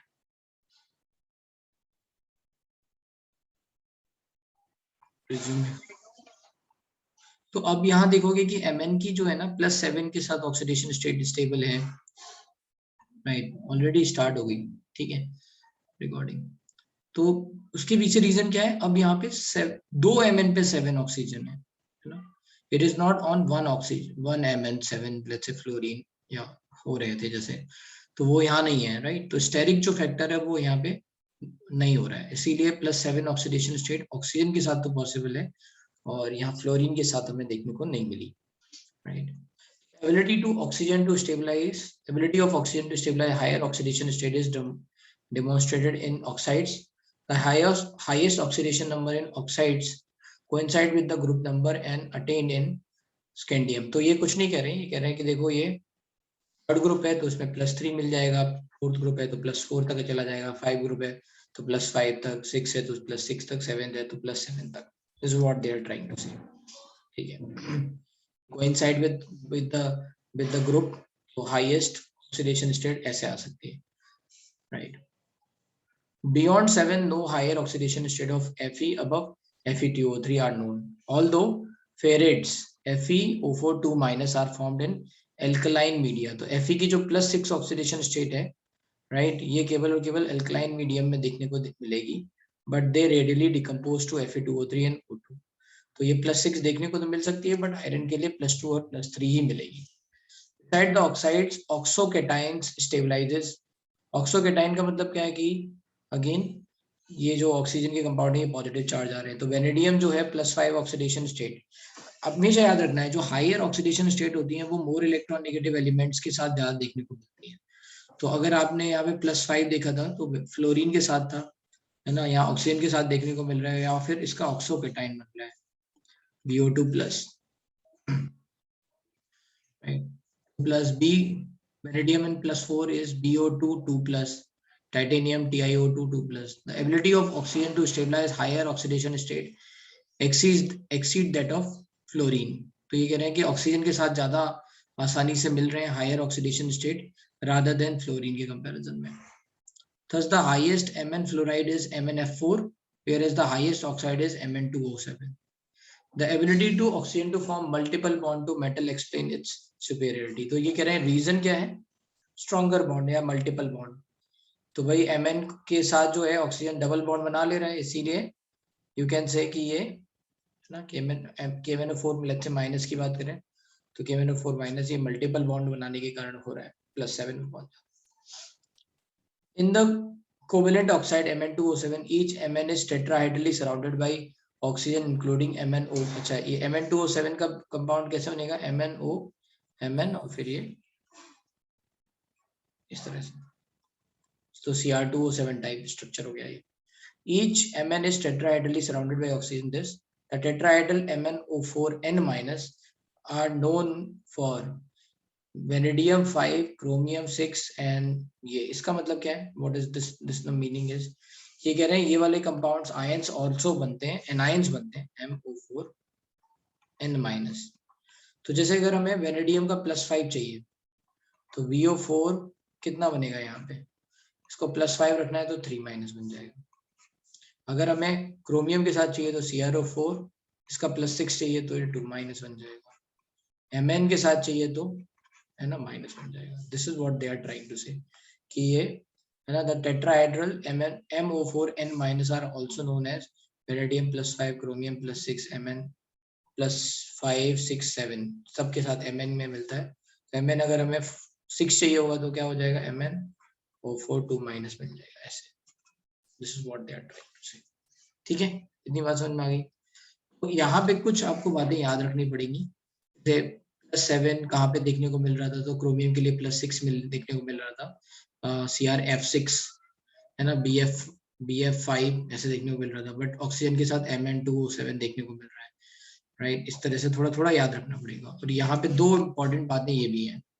वेनेडियम का ये B+5 में एज ए कैटायन BO2+ बनता है और एज ए एनायन BO4 3- बनता है, ये भी याद रखना है. ठीक है, वेनेडियम +5 में एज ए कैटायन BO2+ और एज ए एनायन BO4 3-.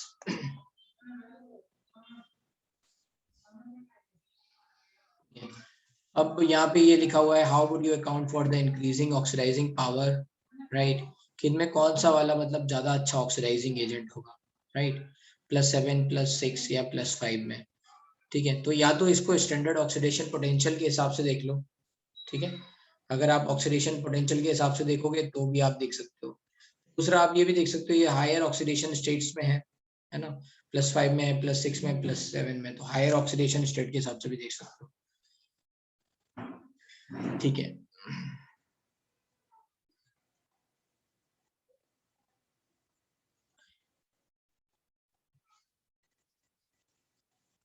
अब बात आती है chemical reactivity and electrode E0 values. ठीक है, तो ये this part is going to represent कि बताओ कौन से वाले मेटल मोर रिएक्टिव है, कौन से वाले लेट्स से आयंस में वो ज्यादा स्टेबल होंगे. जैसे M2+ से M वाला आपको अगर रिडक्शन पोटेंशियल देखा जाए, ठीक है, तो जहां जहां पे वैल्यू E0 वैल्यू निगेटिव आ रही है, इसका मतलब क्या है कि M2+ से M नहीं बनेगा, ये मेटल इधर से इधर जाएगा. राइट, ये वैल्यू निगेटिव आ रही है, मतलब रिडक्शन वैल्यू निगेटिव, मतलब ये नहीं बनेगा. राइट, जहां जहां पे M से राइट, तो M इज रिड्यूसिंग एजेंट. हाँ, तो ये बनेगा, इसका मतलब क्या है, M खुद ऑक्सीडाइज होगा, ये रिड्यूसिंग एजेंट हो गया. तो कुल मिला के बस यही रिएक्टिविटी इस तरह से यहाँ देखेंगे. सेम बात जो हम पहले पढ़ चुके हैं वो अलग लेट से पैटर्न में दे रखी है, तो इसको देख लेते हैं. Transition metals vary widely in their chemical reactivity. Many of them are sufficiently electropositive to dissolve in mineral acids. ठीक है, इसका मतलब क्या है, जैसे जिंक की रिएक्शन HCl से हो जाए तो क्या बन जाएगा, ZnCl2+, है ना, ये H2. So many of them sufficiently electropositive, मतलब या फिर you can say sufficiently reactive to dissolve in mineral acid, and although a few are noble. Few are noble में कौन से आ जाएंगे, AU, PT, है ना, ये सब आ जाएंगे. Cu HCl के साथ तो ये भी आ जाएगा. That is they are unaffected by single acids. ठीक है, the metals of first series of with the exception of copper are relatively more reactive and are oxidized by 1 molar H plus। तो ये कह रहे हैं कि देखो, तो फर्स्ट सीरीज का मतलब है 3D सीरीज। 3D सीरीज के लिए अगर सारे मेटल के अगर इलेक्ट्रोड पोटेंशियल देखो तो सब निगेटिव आ रहे हैं, है ना, ये सब निगेटिव है एक्सेप्शन ऑफ कॉपर। इसका मतलब ये क्या है, सब हाइड्रोजन से ऊपर है। तो फिर क्या होगा, अगर कोई भी मेटल यहाँ पे हाइड्रोजन के साथ होगा तो metal is going to oxidize and hydrogen is going to reduce. Exception क्या है, कॉपर का। ठीक है, तो this is what they are saying over here.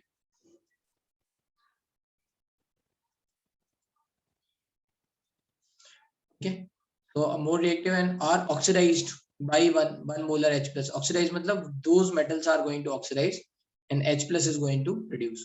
Although the actual rate at which these metals react with oxidizing agent like hydrogen is sometimes slow।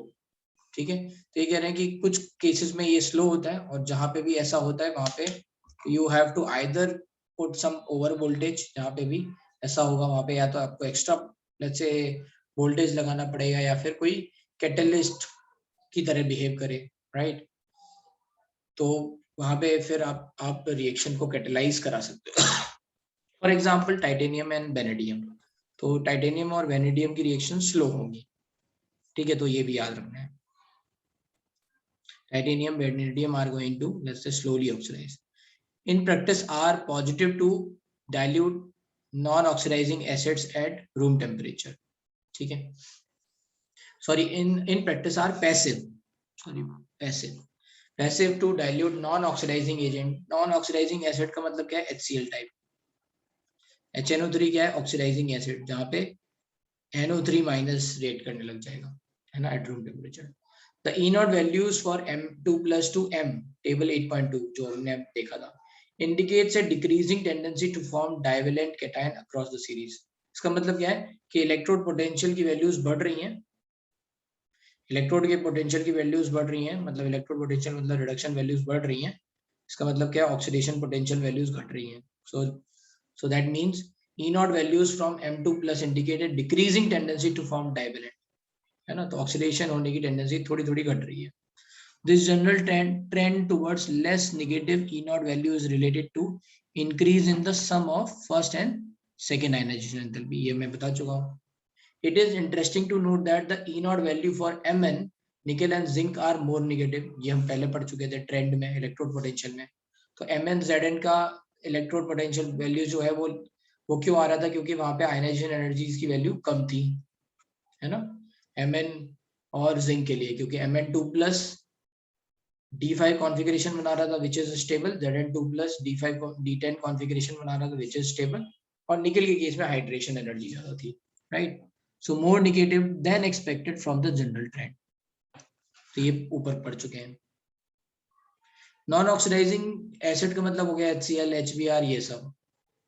ठीक है, HCl HBr जहां पे भी मतलब ऐसा कोई एनायन हो जो ऑक्सीडाइजिंग एजेंट की तरह बिहेव ना करता हो, H2S HCN ऐसा कुछ भी हो सकता है।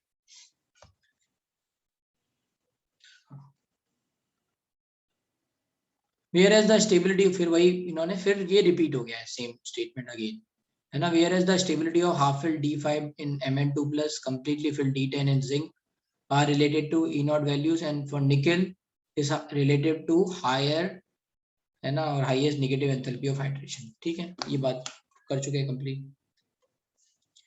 An examination of E0 values of redox couple M3+ to M2+ shows that Mn3+ and cobalt 3+ ion are strongest oxidizing agent, है ना। यहाँ पे क्या हो रहा है, Mn3+ या फिर यहाँ पे 3+ से 2+ में देख रहे थे हम वैल्यूज, राइट। तो ये वैल्यू पॉजिटिव आ रही है। इसका मतलब क्या है, these metals wants to go to M2+, मतलब खुद रिड्यूस होना चाहते हैं तो ऑक्सीडाइजिंग एजेंट।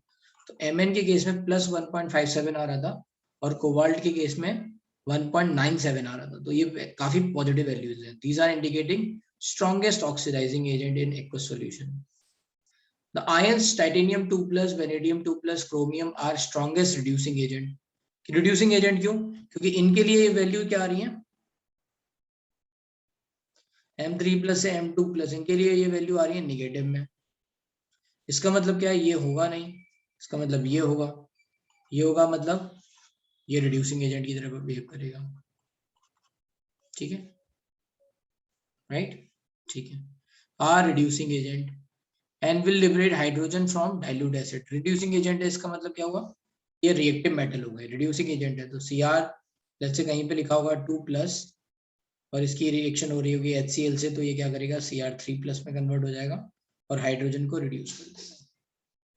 इस बात को इस तरह से भी समझा जा सकता है कि इनके जो जो वैल्यू आ रही है वो निगेटिव में वैल्यू आ रही है, जो कि 0 से ज्यादा है, तो वो क्या कर सकता है, हाइड्रोजन को, है ना, रिड्यूस कर सकते हो। Cr2+ Cr3+ में जा रहा है, ठीक है। यहाँ तक किसी को कोई दिक्कत, कोई पॉइंट नहीं समझ में आया? बस यही सबसे डिफिकल्ट पार्ट था पूरा, ionization energy and hydration energy कैसे इसके इलेक्ट्रोड पोटेंशियल को चेंज कर रहे हैं। तो इन्होंने काफी एक्सप्लेन किया है अच्छे से, है ना। ऑक्सीडेशन स्टेट्स भी आपको बताई गई हैं, कुछ एक्सेप्शंस हैं उनको याद रखना है, ठीक है। कहाँ पे कौन कौन सी ऑक्सीडेशन स्टेट स्टेबल है ये भी याद रखना है, ठीक है। ये थोड़ा सा डिफिकल्ट पार्ट है, आई होप कि इसमें आपकी अंडरस्टैंडिंग बढ़िया बन गई हो। एंड बाकी सारे जो एक्सेप्शंस आएंगे वो सब इसी के, है ना, रिलेटेड आएंगे, ठीक है, इन्हीं सब चीजों से रिलेटेड आएंगे, तो वहां पे याद रखना। आगे मैग्नेटिक प्रॉपर्टीज, इसको मैं बस स्किप कर रहा हूँ क्योंकि मैग्नेटिक प्रॉपर्टी आपको पता है म्यू इक्वल्स टू √n/n+2 होता है। जनरली जो मैग्नेटिक प्रॉपर्टी आती है वो 2 रोटेशन के कारण आती है। फर्स्ट रोटेशन है आपका कि इलेक्ट्रॉन जो है वो न्यूक्लियस के चारों तरफ कैसे घूम रहा है ना, तो न्यूक्लियस में वो ऑर्बिटल में है तो ऑर्बिटल के कारण ऑर्बिटल मैग्नेटिक मूवमेंट,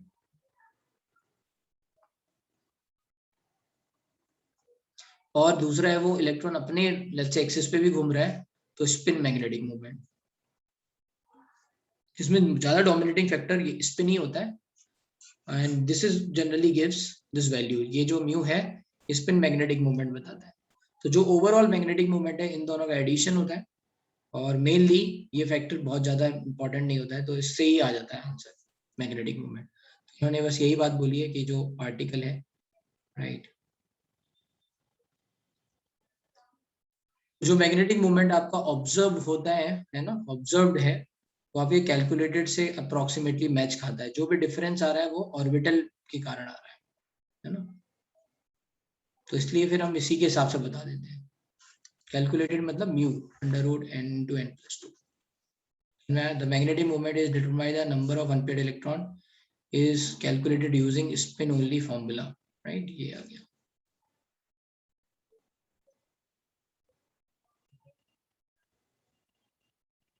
ठीक है। तो ये याद रहेगा मैग्नेटिक मूवमेंट वाली बात। मेनली जो है जो मैग्नेटिक मूवमेंट आ रहा है वो स्पिन के कारण आ रहा है, right, spin only magnetic movement.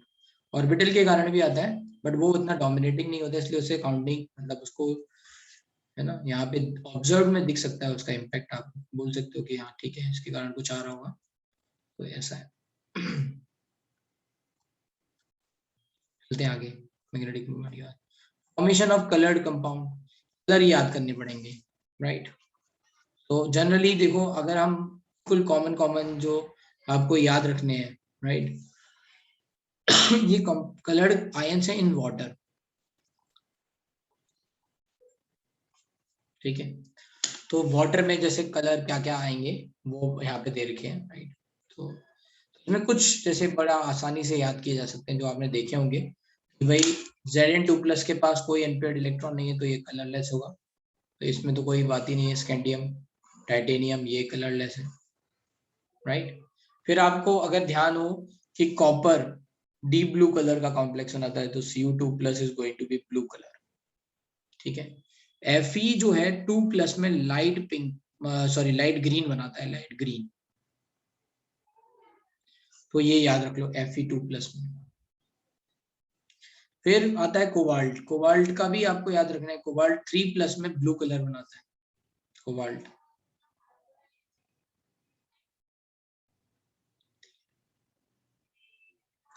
निकल के हाइड्रोक्साइड NiOH2, ये क्या होता है, ग्रीन होता है, ग्रीन। ये कुछ कुछ ऐसे तो आपको ऐसे याद हो जाएंगे, बाकी फिर याद करने पड़ेंगे, ठीक है। तो इसका कुछ और आइडिया नहीं है, ये इन इन वाटर दे रखे हैं, ये मतलब इसका मतलब क्या है कि अगर ये जैसे कोई कंपाउंड दे रखा है that means Cu let's say H2O whole let's say 4 2+, इसकी बात हो रही है ना। कहीं पे लिखा है निकल 2+ मतलब निकल H2O होल 6 2+, इसकी बात हो रही है। ये जो कलर है वो इनके आ रहे हैं। तो चलते हैं आगे, देखते हैं। When an electron forms a lower energy d orbital is excited to a higher energy d orbital, that means dd transition. The energy of excitation corresponded to frequency of light absorbed. तो ये कह रहे हैं जो dd transition है उसमें जो frequency use हो रही है वो है ना visible light में आ रही है. This frequency lies in visible region. The color observed corresponded to complementary color of the light absorbed. ये color आपको ये मैंने मैकेनिज्म बता दिया है भाई, है ना, विव की ओर। तो जो लाइट एब्जॉर्ब हो रहा है उसका अपोजिट कलर दिखेगा। तो colour observed corresponded to complementary color of light absorbed. The frequency of light absorbed is determined by the nature of ligand, है ना, कौन सा ligand है। In aqueous solution where water molecules are ligands, the color of ions observed are listed in this table. A few colored solution of D block elements are listed in D 8.5. इसमें ये भी याद रख सकते हो Mn2+ के साथ pink आता है,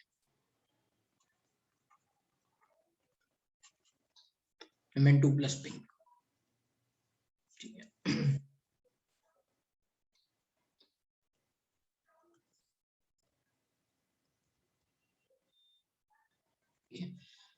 आगे ये कलर याद रखने पड़ेंगे आपको, थोड़े बहुत जितने भी याद हो सकते उतने याद कर लीजिए, राइट। और कौन सा कोबाल्ट में आप ये याद रख सकते हो, ये जो कोबाल्ट 2+ में है, कोबाल्ट 2+, ये थोड़ा पिंक कलर आता है, पिंक की तरफ, कोबाल्ट 2+ पिंक में आता है।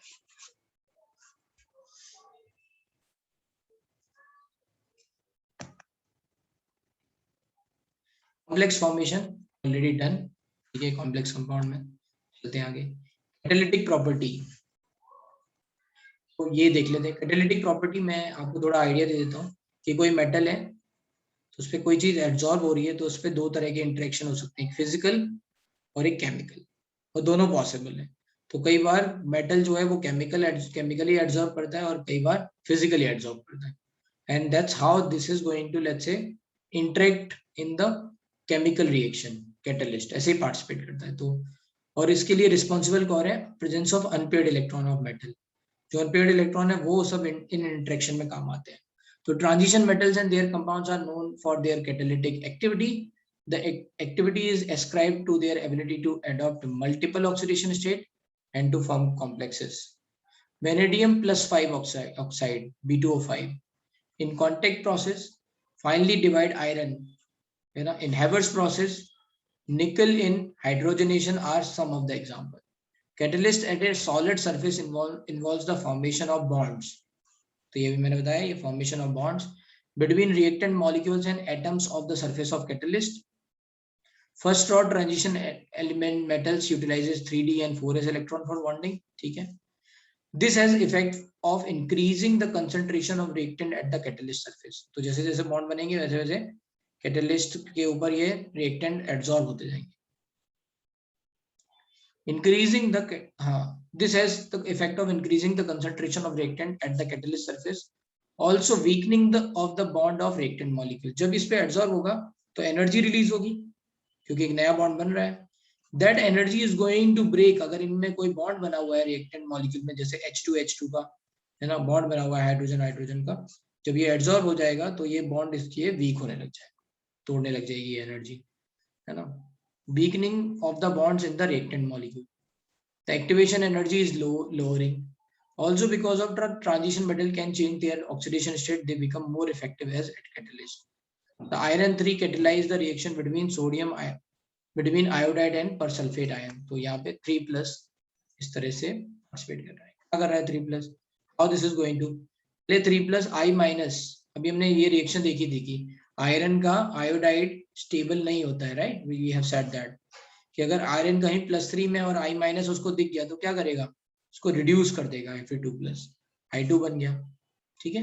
अब ये Fe2+ पर सल्फेट के साथ फिर रिएक्ट करके फिर से ऑक्सीडाइज हो गया, and that's how the iron is participating in the reaction and not getting consumed during the reaction, and that's how this is called as catalyst. तो यहाँ I-H2OA 2- से रिएक्शन कर रहा है, तो इट लुक्स लाइक कि जो पर सल्फेट है वो I- को ऑक्सीडाइज कर रहा है, बट एक्चुअल में क्या हो रहा है, पर सल्फेट Fe2+ को ऑक्सीडाइज कर रहा है, and Fe3+ is reduced by I-। आगे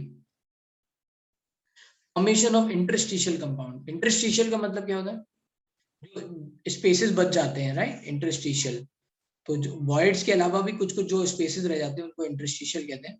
और इनमें एक्चुअल में आएंगे कौन से, है ना, जो मेटल्स है उनके बीच में ये इंटरस्टिशियल स्पेसेस पे कौन कौन से एलिमेंट्स आ सकते हैं जो जिनका साइज छोटा है, बहुत ही छोटा है, those are going to come.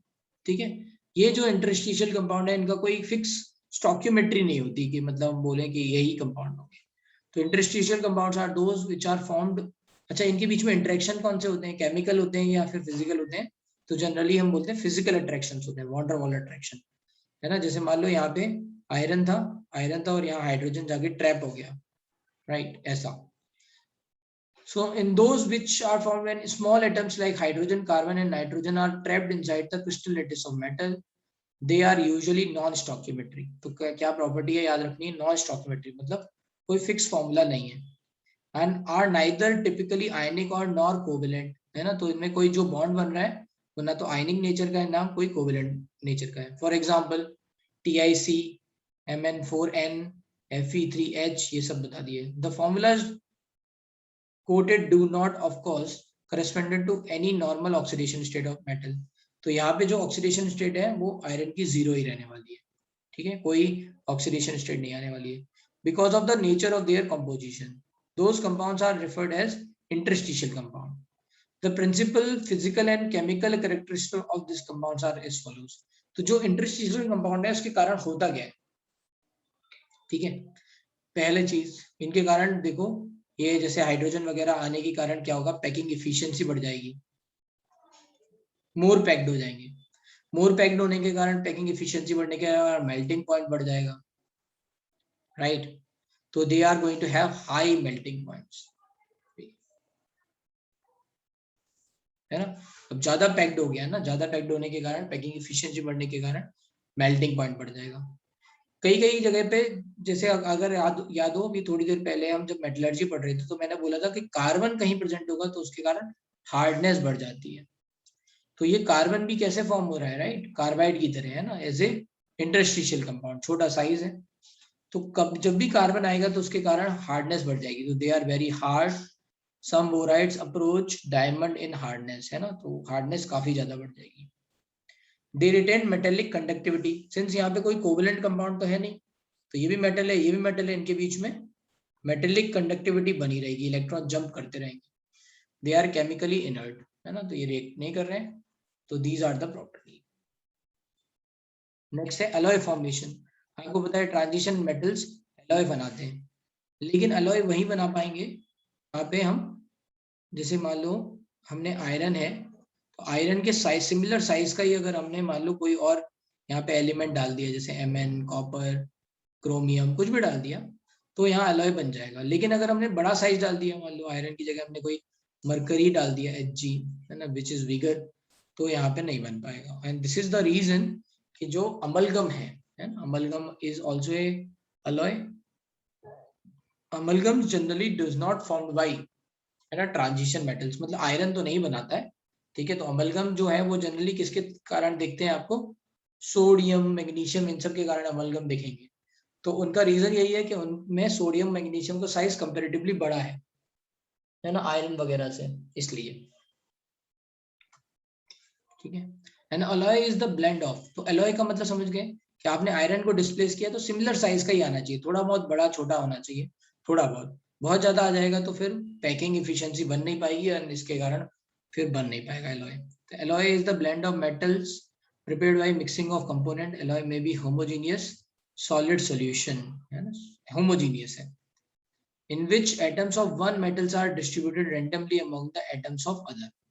Such alloys are formed by atoms with metallic radii that are within about 115% of each other, है ना। तो क्या हो सकता है, अगर इसकी रेडियाई 1 है तो 1.15, 0.85 से 1.15 तक की रेंज में जो भी मेटल आएंगे उनको आप डाल सकते हो। because of similar radii and the other characteristic of transition metals. Alloys are readily formed by those metals. The alloys so formed are hard, have often high melting points. तो जब alloy बनता है तो फिर क्या होता है, इनकी properties change हो जाती है, क्योंकि ये जो metal आ रहा है इसकी भी कुछ property आएंगी, and because of that hardness बढ़ जाता है. The best known are ferrous alloy, chromium, vanadium, tungsten, molybdenum, ये सब आ गए. Used for the production of variety of steels and stainless steel. Alloys of transition metals with non-transition metals such as brass, bronze, ये याद रखना है, name याद रखना है, are also considerable industrial importance. तो अपनी बुकलेट में alloys पढ़ लेना कौन कौन से है, जर्मन सिल्वर है ना, उनके नाम याद देख लेना है ना, वो सारे नाम याद रखना कि भाई इनमें क्या रहता है. ठीक है, तो ये भी एक याद करने वाली चीज है. प्लेट उठाना, उसमें देखना अलॉय कौन से हैं. ये तो बड़े कॉमन है ना, ब्रास एंड ब्रॉन्ज. सोल्डरिंग के लिए कौन सा लेट्स से जो मेटल लगता है उसका कंपोजिशन क्या है, राइट, ये सब. जर्मन सिल्वर क्या होता है, ये सब आप एक बार पढ़ लेना.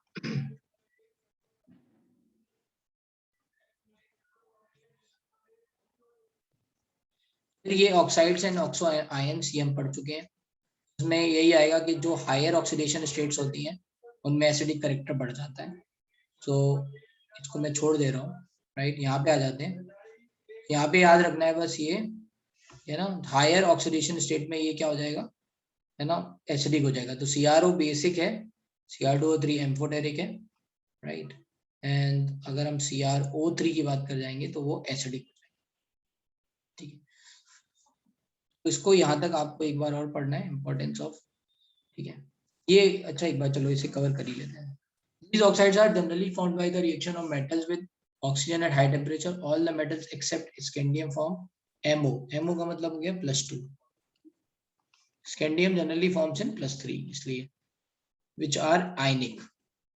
ठीक है, तो हायर ऑक्सीडेशन स्टेट जैसे बढ़ाते जाएंगे, राइट, +3 +4, तो मोर कोवेलेंट होने लग जाएगा, इसलिए रंग लिखा है which are ionic. The higher oxidation number in the oxides coincide with the group number and is attained in Sc2O3 Mn2O7. ठीक है, ये पहले फिर से वही बात लिखी है ना. ऑक्सोकेटाइंस BO2 plus, vanadium S this. Okay, ये पुरानी बातें लिखी है.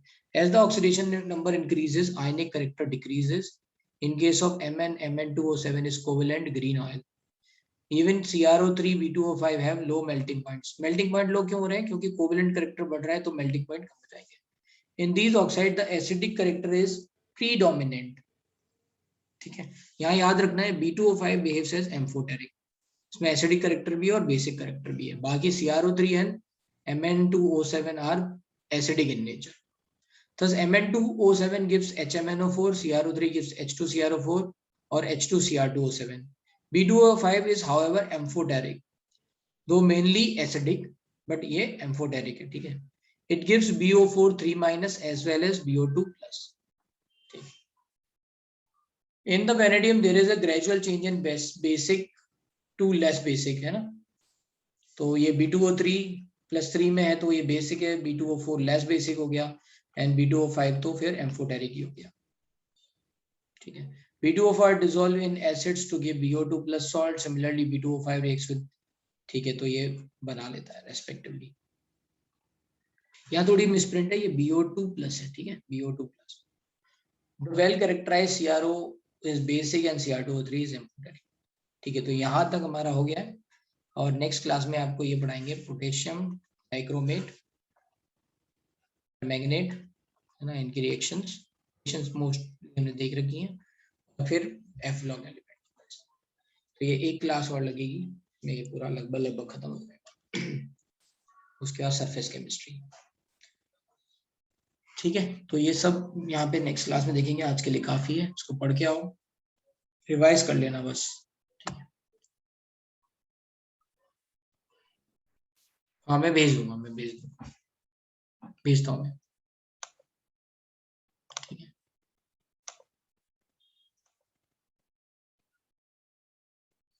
Thank you, sir. Bye, sir. Thank you, sir.